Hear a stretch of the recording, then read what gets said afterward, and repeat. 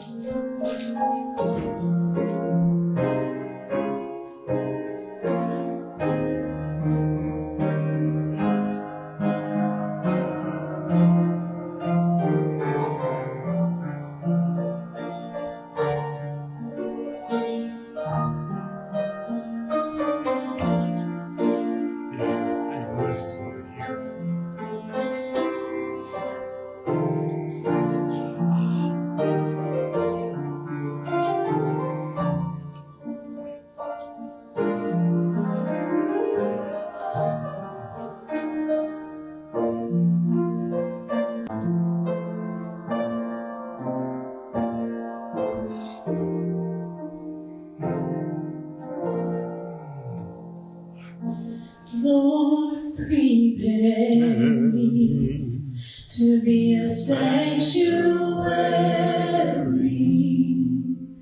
pure and holy, tried and true,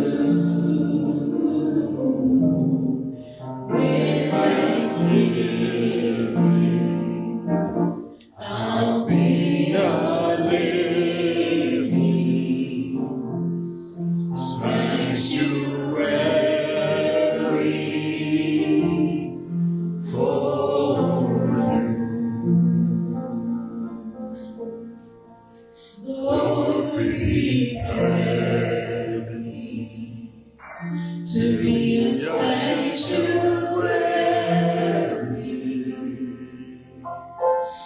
pure and holy, tried and true, with thanksgiving, I'll be a living sanctuary for you.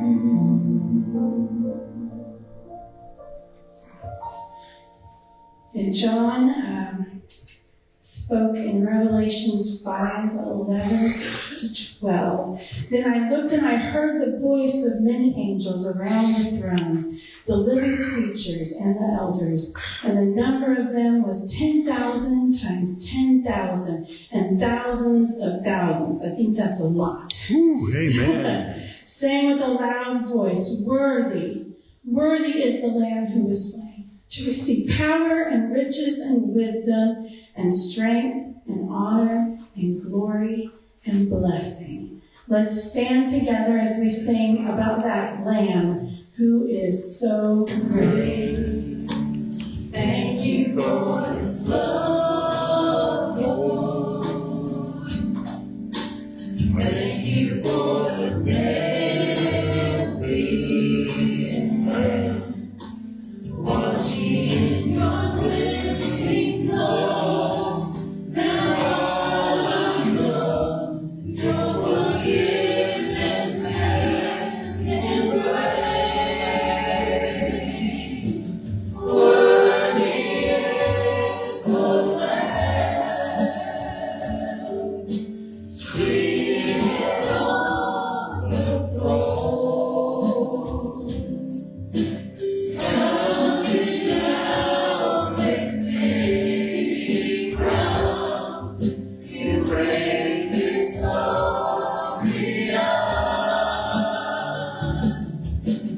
High and lifted up, Jesus, Son of God, the Lion of heaven, crucified.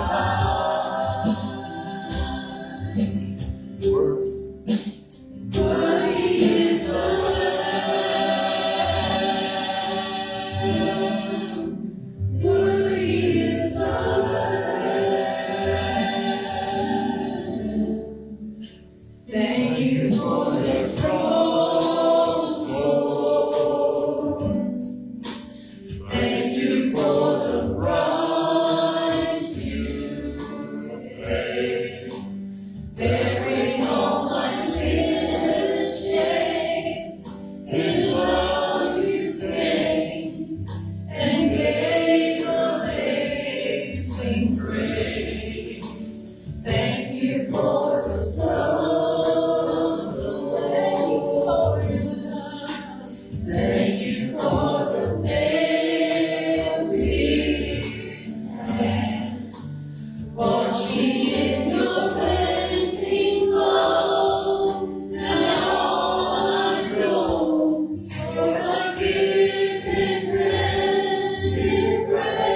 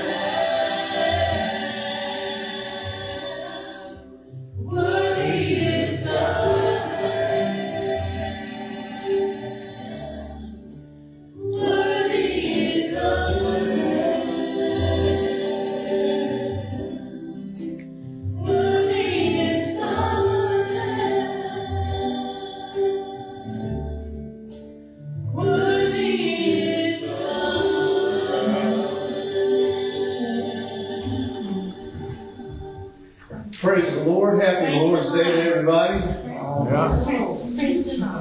I have just came out of a season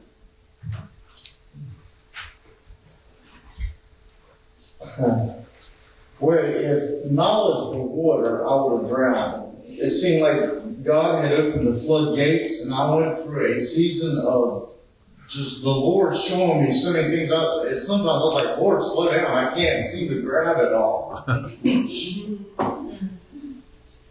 And then all of a sudden, then comes this season. Y'all ever had them dry seasons? And I'm sitting there up till last night, absolutely having an anxiety attack just about, because I'm like, Lord, I don't know what to preach. And I'm not like that. I like to have my everything in a row. I'm a notes kind of guy. I want to be able to bring you the meat of the word. And I will be using a text this morning. It's going to be found in 1 Kings chapter 17. You can find your way over there while I give the intro, starting in verse 8. And I'm calling this God's radio blackout. For any of us, well, I think that's most of us in here, so maybe Tina. If you think back about 30, 40 years before CD players and cassette players, 99% of the time you listened to the AM station late at night. And if you got closer to the station, you get this really nice broadcast, but if you were traveling any distance, you'd either hear a whole bunch of stations all over one, or it'd go completely silent. In our Christian lives, that happens. Does not mean that it's necessarily a bad thing, but it is going to fit right in line with what I've been building the last few weeks. I didn't know what God showed it to me. Literally last night, as I'm sitting there chewing my nails to the bone, God just told me in my spirit last night, He's like, be vulnerable with people. That's not easy to do. To kind of let your heart out on the line, because you're always taking a chance. But you know what? Honesty always wins the day. And if I can be honest with you, and you can say, oh my gosh, I go through them same things. And then I can show you in the Bible that, guess what? It's part of being human. Then we can accept these times when they come to realize what it really is all about, and be victorious on the other side as we come through this situation. Before I get into it, I did want to bring up something I mentioned to Eddie. And I'm going to be talking with other preachers, starting with our denomination and then branching my way out. You know, primarily my focus is to get as many people to heaven as I can. I mean, I want to grab everybody and let's go. Amen. Yeah. But I saw something yesterday and I want to verify it. I haven't verified it yet, that if I read it and understood it right, it's a very positive step in a time when we need to hear a little bit of positive news about what's going on this earth. Yeah. I heard that the Tennessee legislature had passed where they had to put the Ten Commandments back in the classrooms. Amen. Praise God. I'm praying that's the truth. If anybody's heard different, I'm sorry. Like I said, I haven't been able to verify 100% yet, but I heard from a good source. Yeah. What I was talking to Eddie about, and what I'm talking to you about, is we have taken a backseat to the world long enough. Yeah. We have let them infect our kids' minds with stuff that they don't need to infect them with. There are cameras in most every classroom, and I don't know if they have all or not, but the problem is nobody's monitoring what's being taught. Yeah. We need to, usually I'm one for smaller government, but this is one time where we need some people to make sure that children are being taught the 3 R's, and the important things that matter as far as job skills, and not indoctrinating them with all kinds of vile demonic junk. Yes, church, it's time to stand up. And it's now or never. I need to tell you, we're at that point where we're either just going to sit back and watch the entire country go to literal hell in a handbasket, or we're going to take a stand and say, okay, this is enough. That might not be the exact answer, but that's my line of thinking. Let us saints get together. First thing we need to do, pray. Pray. I'm not talking about just a 5 minute we get together, hallelujah, amen, around the altar and we're done. I'm talking about some serious, God, we need thee, oh, we need thee.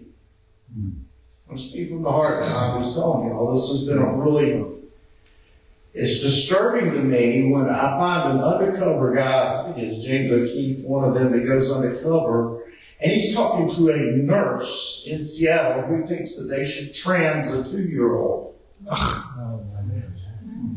Too far. Yes. I'm out. Okay? This is the kind of, they're taking 6-year-olds out of school to go and protest. I don't know if y'all saw that. And middle schoolers and high schoolers. What happened to field trips like we took where you went to the local zoo?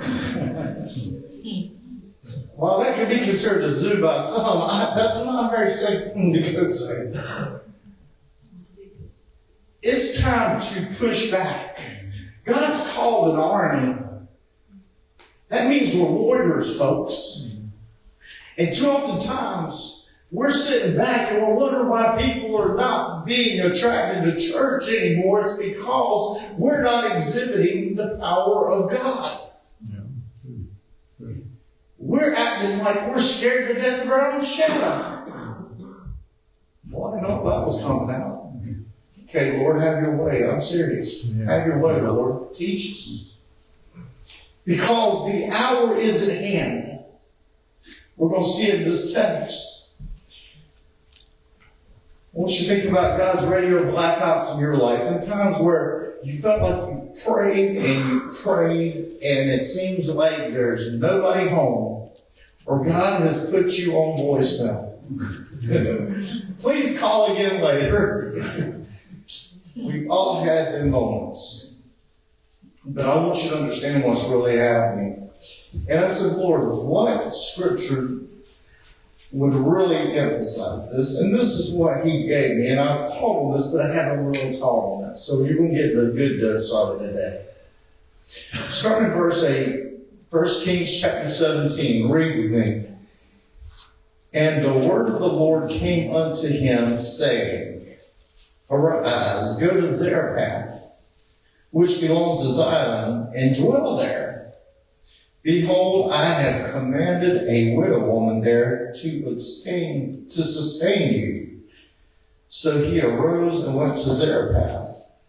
And when he came to the gate of the city, behold, the widow woman was there gathering of sticks. And he called to her and said, Fetch me, I pray you, a little water in a vessel that I may drink. And as she was going to fetch it, he called her and said, Bring me, I pray you, a morsel of bread in your hand. And she said, As the Lord your God lives, I have not a cake, but a handful of meal in a barrel, and a little oil in a cruse. And behold, I am gathering 2 sticks that I may go in and dress it for me and my son, that we may eat it and die. And Elijah said unto her, Fear not. There's those 2 words again. I love it. Every time it seems like you're at the end of your rope, how many times has the Holy Spirit come in and spoke to you and said, Fear not.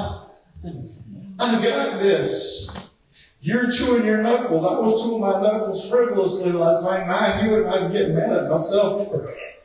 There's a test of faith. Right now, I'm going through a test of faith because I don't like being up here and not feeling like I'm prepared. But God said, do this. So I had my faith to step out and tell you What He would share with you, that there are seasons in your life where you're not going to understand what's going on. And there's a reason we're getting to it. Verse 14. For thus says the Lord God of Israel, the barrel of meal shall not waste, neither shall the cruse of oil fail until the day that the Lord sends rain upon the earth. And she went and did according to the saying of Elijah, and she and he and her house did eat many days.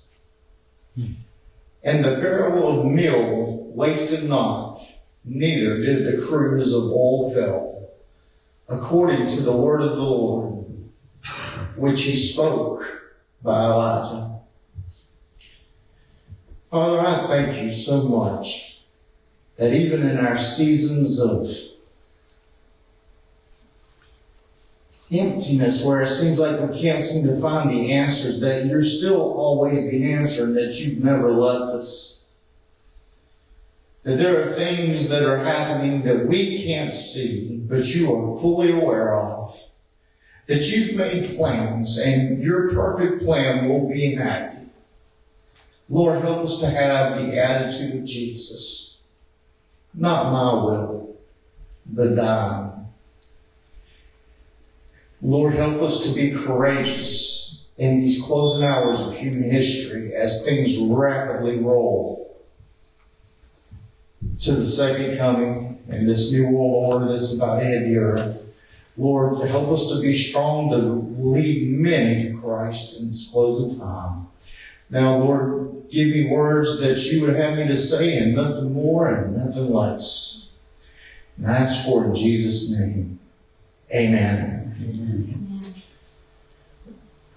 Most of y'all know this story, but if you don't, to give you a little background, Elijah, as a matter of fact, is the one that has, by the authority of God, of course, called down this drought, this famine. Most scholars I was reading say that this was at least 2 years into the events. It's easy to read the end of the stories and say, "Oh, glory, hallelujah, look what God did." And forget the human aspect, that these were real people, just like you and I, with real situations, real concerns, and real fears. One of the things we can't wrap our minds around so far here in this nation where God has blessed us richly is, if you want a meal bad enough, somebody will get you a meal in this country. Amen. Anywhere, even people that are on the street. If they ask enough people, somebody's going to get them a meal. Yeah. I've done it myself for people before. We don't know what it's like to have, I guess you'd have to go back to the Great Depression to even get a clue what it might be like. But this was even more severe than that, because they couldn't move water around that great through them aqueducts, and guess what? If the drought was around, there was nothing to move anyway. This woman was living in a absolutely impossible situation.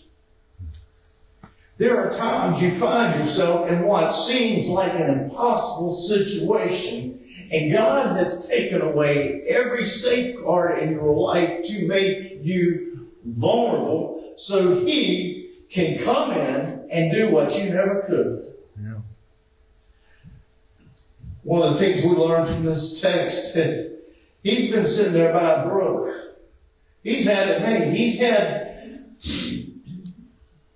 I think it was Ravens would stop by a couple times a day and drop him a Whopper Jr. and a Big Mac right in his lap. You know, he's been drinking water from a brook. He drank so much until it evaporated up, he drank it up. Finally, God says, "You got to go get water here." He tells them where to go and who to find. I want us to think about this widow woman's home, because I could finally put myself in this woman's shoes to a certain degree. When he comes up to her, think about the sadness that woman is carrying. When we talk about sadness, we carry She's gathering sticks. Think about this for a minute. Now, they lived in smaller villages back then, you know. It was probably most of the people that had died around her were her family. And it was an everybody knows everybody's situation, I'm sure, or very close to it. And she sat there, and I have a feeling her husband probably died in this. That's why she was a widow woman. I'm not saying for sure because I can't prove it with scripture, but there's a good chance. Okay. Nonetheless, he wasn't there. He'd gone. She doesn't have a husband, she doesn't have water, don't have food. All of her family, her friends are dead. The animals are dead. Think about it. Everything that you need to sustain is gone. She had just a little bit left. Sometimes God has to let us get down to that very bottom rung so that He can show Himself for who He is and what He can do. And too often times we're fighting. Oh Lord, I can't do without that. You know, I imagine that woman today laugh at us at some of the things we whine about. I mean, I've heard people cry because they had to get a Toyota instead of a Mercedes. You know? You better be glad that Toyota, the next time the Lord might just give you a mule. Hello? She's out there, and I want you to picture, we picture a woman in great health out there gathering sticks and all, they're going to lay down and die. She is emaciated. Nothing but skin and bones left. Barely the strength to go out and pick up 2 sticks. Have you ever been so fatigued in your spirit that you didn't feel like you could lift 2 sticks? If you haven't, it's coming. I don't know where you've been, but it's coming. I promise you. There is one thing I've learned that's true in life. Anytime you think things are good, you got it licked. That's when life will come, and it's going to punch you right in the stomach. It's coming. And you want to know what's happening here? No. We can look at it as God judging Israel. But I think in the greater context of things, when we have these blackouts, understand this. I've been telling you, there are wars in the heavenlies. Look at Job. He didn't know what was going on. What in the world? I've just lost everything I had. By the old Bible's own accounts, he was a good man, a righteous man. He's lost everything. What in the world? Can you see this woman for the last 2 years as she had to bury one after the other after the other? Can you imagine the smell, the stench of rotting flesh everywhere from animals, from people? And she's had to watch her precious boy. He ain't nothing but a stick. Imagine old Mason, just nothing but skin and bones. It'd break your heart. I'm going to tell you, there ain't nothing like a mom or a daddy's love. Yeah. And you've got to be really broken and say, I got to gather sticks for the last time all I've got left is enough for one more cake to help me and my child. We're going to enjoy this last meal together.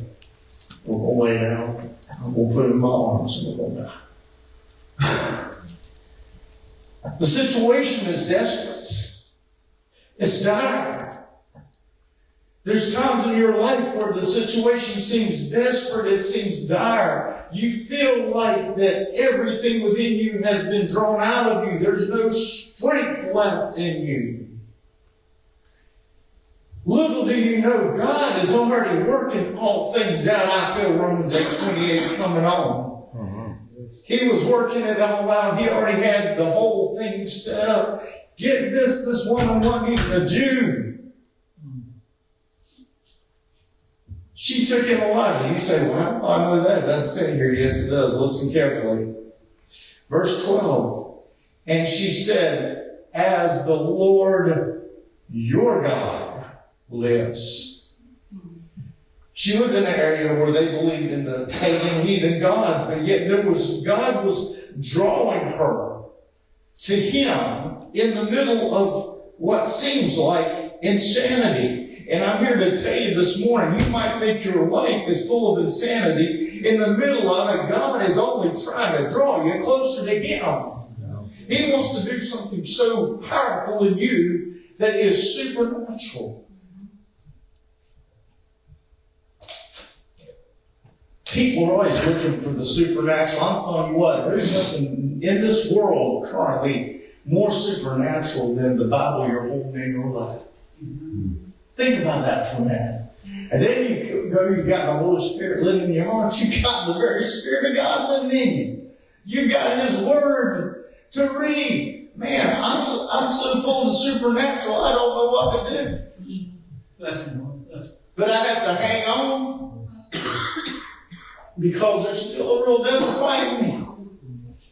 And I might think I'm tough, but I'm going to tell you what, you try to hang on to the devil. We see what happened in the New Testament. That man wanted to cast out the devil. What happened? He got tore up. There's this thing about getting in your flesh. Lord will humble you real quick one way or the other. He has humbled me on many occasions. And he's sitting there, and think about this. I doubt he's obese from sitting out there and just getting what a couple of ravens could bring.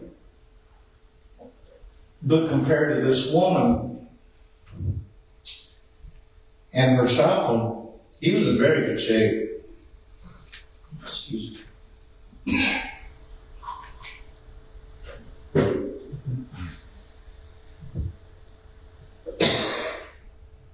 Do you know how much? Sometimes I think we have faith we don't even realize we have. This woman didn't realize she had faith in the God of Abraham, Isaac, and Jacob, but God had already been working on her heart. He had planted a seed in her heart. How do you think you got saved? God planted a seed in your heart that said, I'm a sinner, I need a Savior. Period. That's getting right down to the very bottom rung up.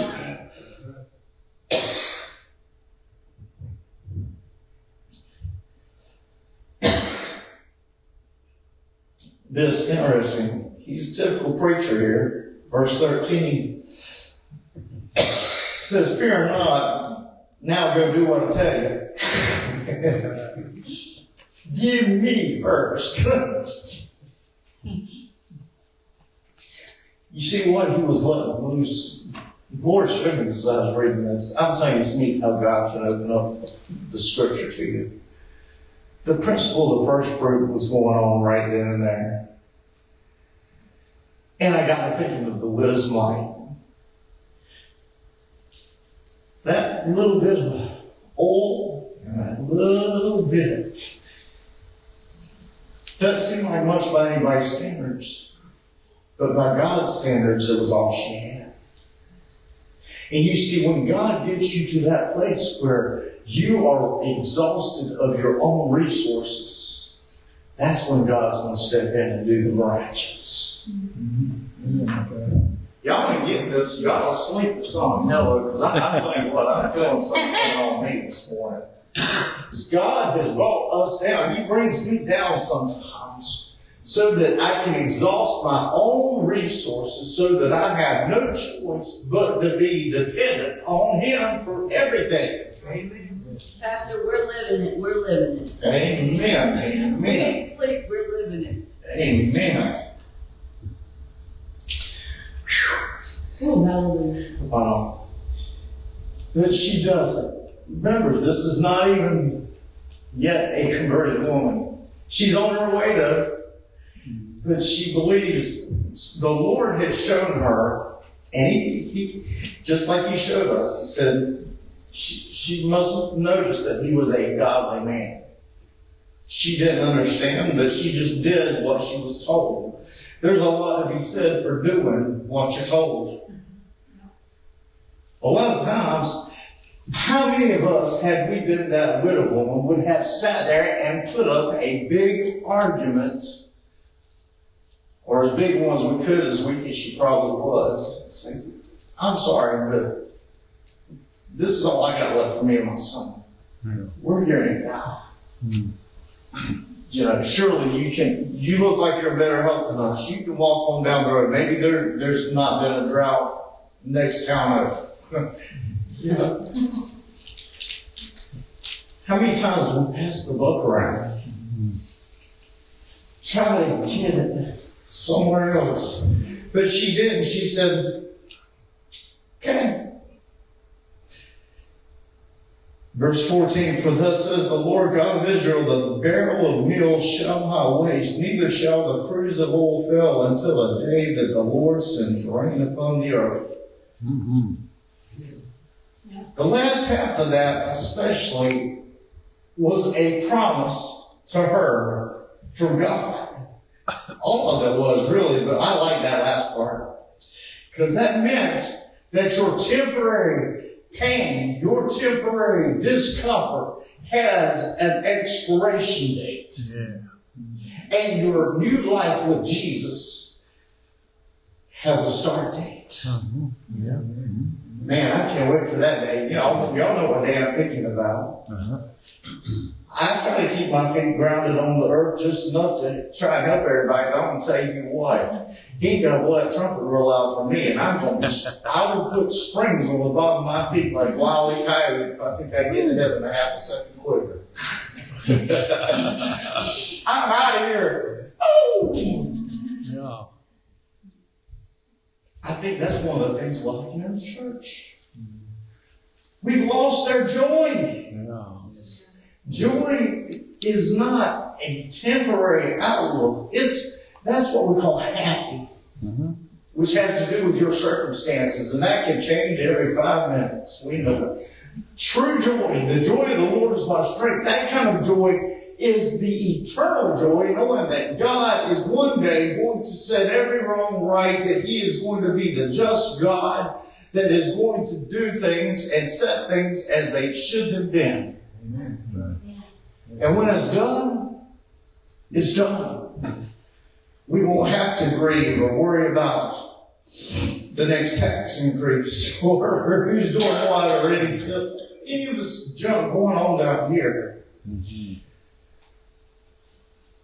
And she did exactly in verse 15, and she went and did according to the word of Elijah. That's a great faith of that woman we got, you know.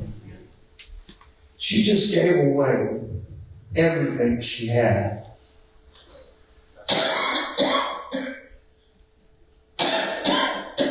I don't know why this is coming up, because I wasn't surprised. I found it actually. You want to know why I found it funny? I ain't gonna say who, but I caught some clips of a preacher yesterday that's been on TV since the 1980s or maybe early 90s. And what proceeded out of his mouth about made me fall out. I didn't know whether to laugh, cry, or jump through the phone and choke him. He was talking about salvation. Good, hallelujah. Yeah. But then he goes on to tell his congregation, if you don't tithe, you aren't saved. If you don't do this, you aren't saved. If you don't do that, you aren't saved. You see, that is legalism talking. There's one thing about being obedient to God and growing in the knowledge of the Lord that'll compel you to do those things. But friends, we're saved by grace, by faith alone. Amen. We can't add to or take from it, or it becomes a works-based salvation. And that's exactly what he was doing. This man has a church that holds 10,000 and a satellite campus. Has been spewing that kind of nonsense for 40 years or 50. I don't know how long it's been now. And people still buying it up. And boy, I'm telling you, he can put on a good show. I thought, man, it's like Martin Bailey, a really good show in town. But what kills me is people listening to this and believing this. And what's sad is you never hear once about the cross. You don't hear about Jesus. You hear about rules. That is something that has killed the church. Yeah. That is, well, I think sometimes God gives us this blackout season so that we can just stop. One, I think for me, I was still trying to absorb all that He had thrown my way the last month or so. It was so rich, and I didn't want to miss a beat of it. And sometimes you just got to chew on it. But there's also the times where you might not hear from God because there's war going on in the heavens. Doesn't mean God ain't heard your prayers. Yes, He has, and you better keep right on praying. Amen. That's right. But that means that the enemy is trying to fight you and rob you of your blessing. Now, you could have done the opposite of what this little woman did and said, well, my blessing ain't ever going to show up. I might as well go ahead and lay down and die and say, see you later, Elijah. But no, she followed the man of the Lord. And what happened? I'd like to have seen her face that next day when she went. And she opened it up, and there was just enough flour, just enough oil to get her through the next day. I cannot imagine the joy. You know, joy does come in the morning. By the way, this famine would last for at least another 3.5 years.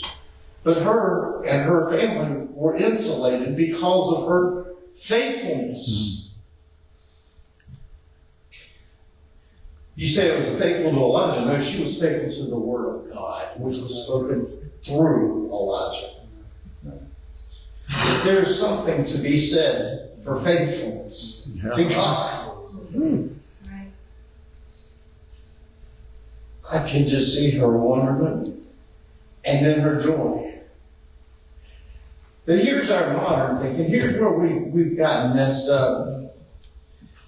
I think we lose sight of biblical principles because there's so much prosperity gospel out there. Well, why didn't God fill up the barrels? I mean, if He could do that, then He should just go ahead and fill up the barrels and fill up the hole.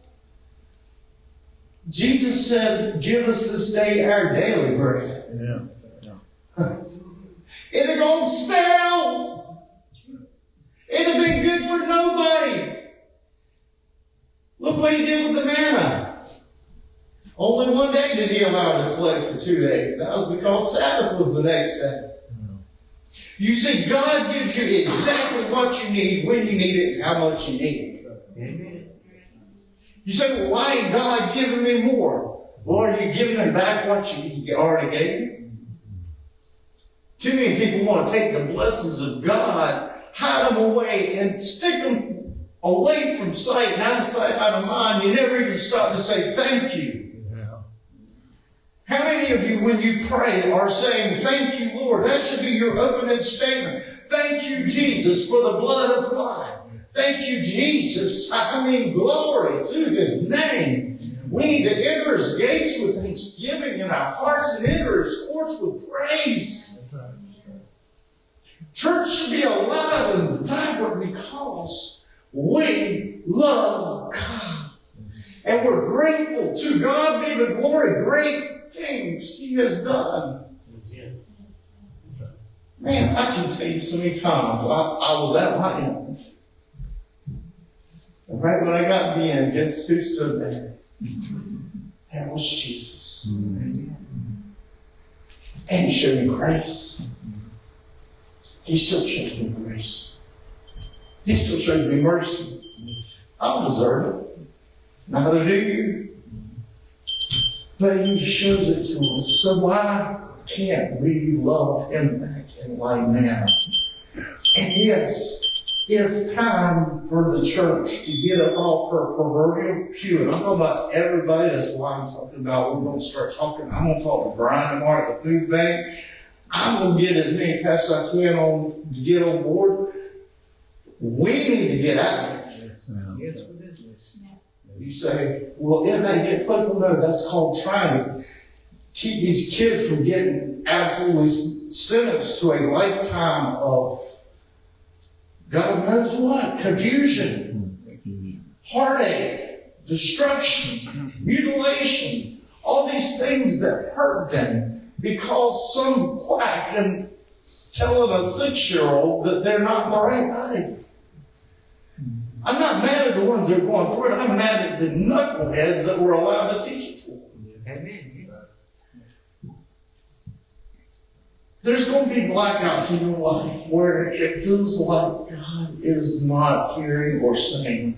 And I'm here to tell you that when you feel that way, sit back, think Him, and realize the reason you're not seeing anything, the reason you're not feeling anything, once you investigate yourself, I did. It wasn't like I had active sin going on in my life, because that's always my first question. All right, Lord, tell me, am I something off here? Straighten me out. But once you've done that,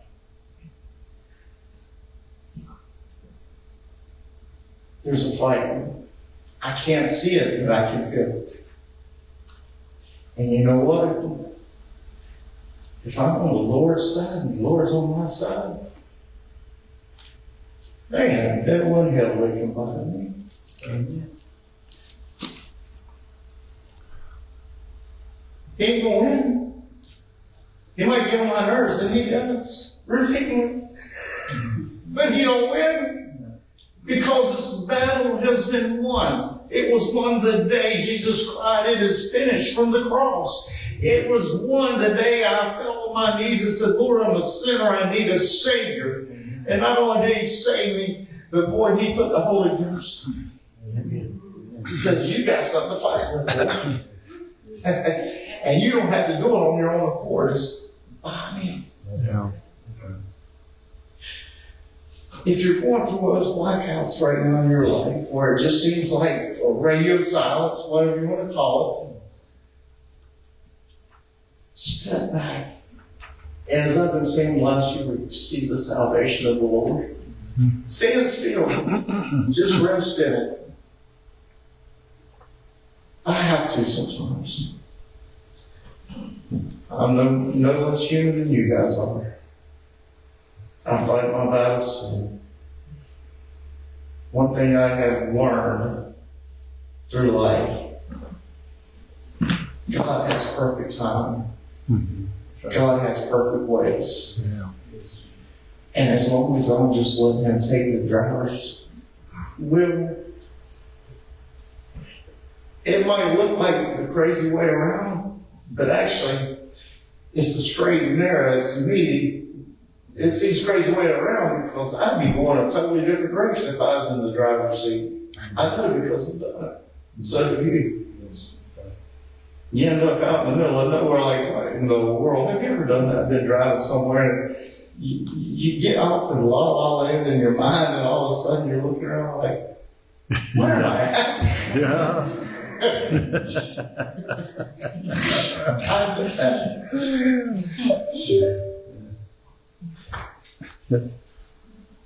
I want you to understand, first of all, if you're saved, God loves you so much. Even if you're not saved, God loved us so much that while we were yet sinners, Christ died for us.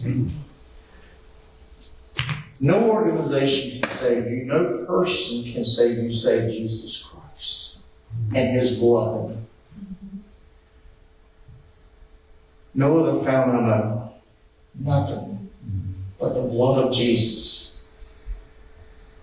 It'll get you through those times in life when you have radio silence or blackout.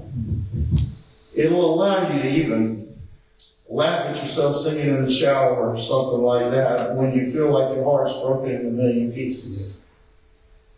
Have you ever felt God just rise up even though the whole world had so much shattered by something, and He just gave you the strength to keep on keeping on? And you remember how after one day you're like, I'm smiling again. When did that happen? He ain't left you. He's carried your heart. He loves you. Let's love Him back the same way.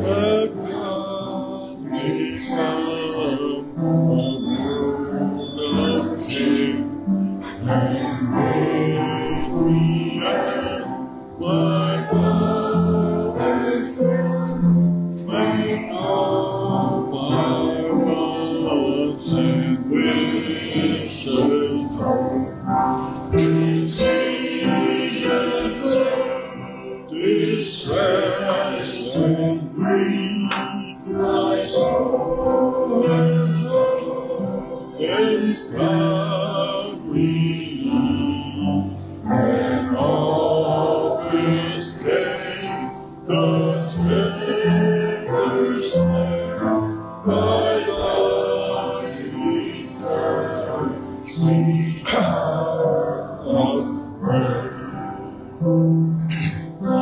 Sweet hour of prayer, sweet hour of prayer, thy wings shall mount petition bear, to Hebrews truth and faithfulness, and make the waiting soul to bless, and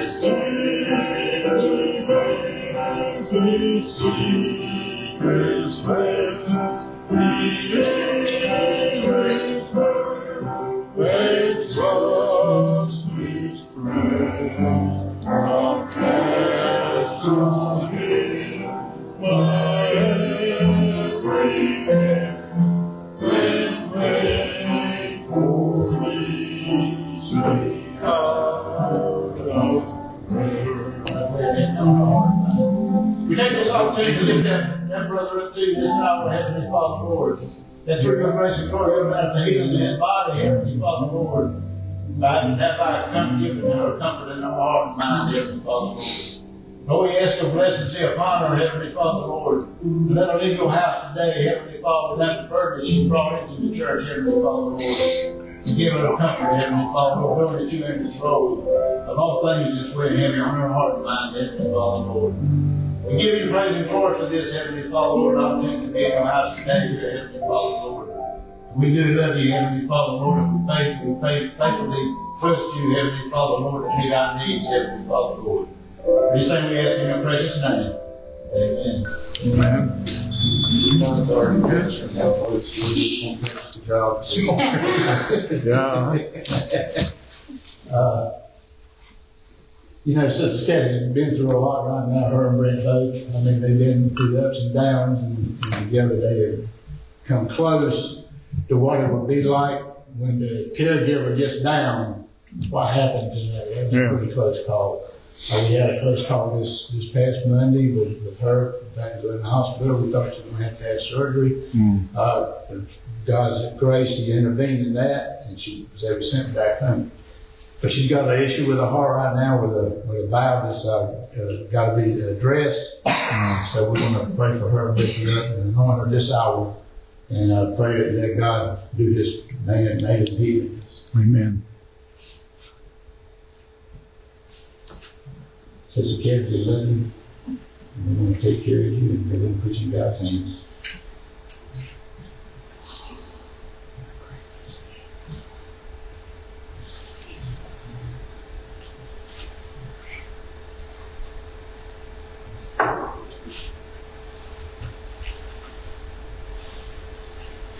Lord, gracious Heavenly Father, Lord, I come to you this hour, lift up my sister to you, Heavenly Father, Lord.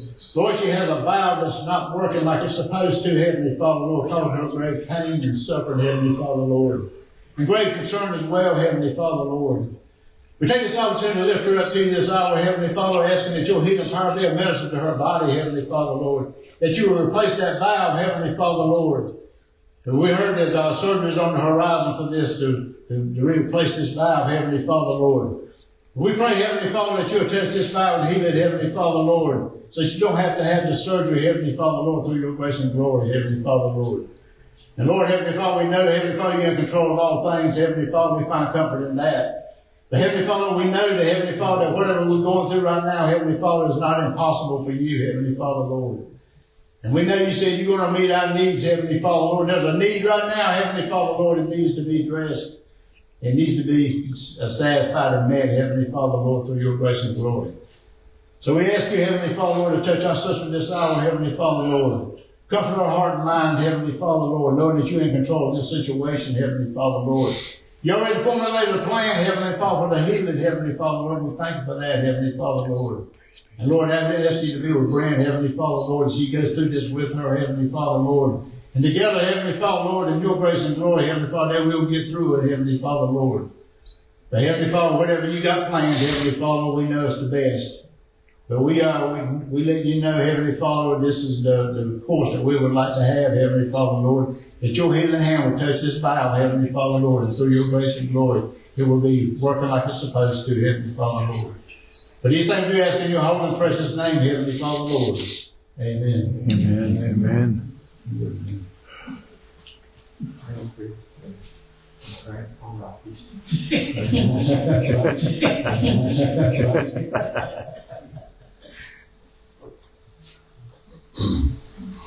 Stand with us, please.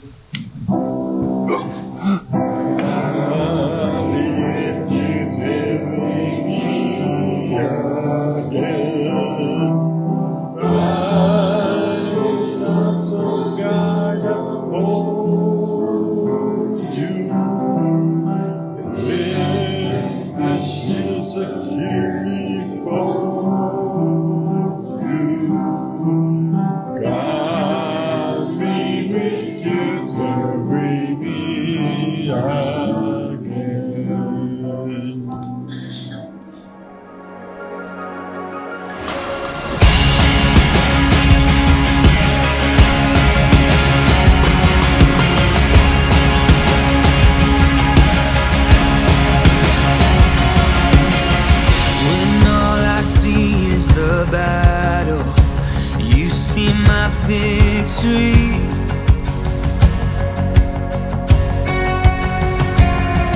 When all I see is the mountain, you see a mountain moved.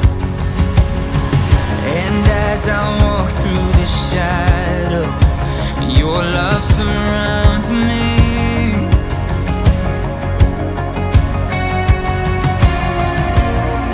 There's nothing to fear now, for I am safe with you.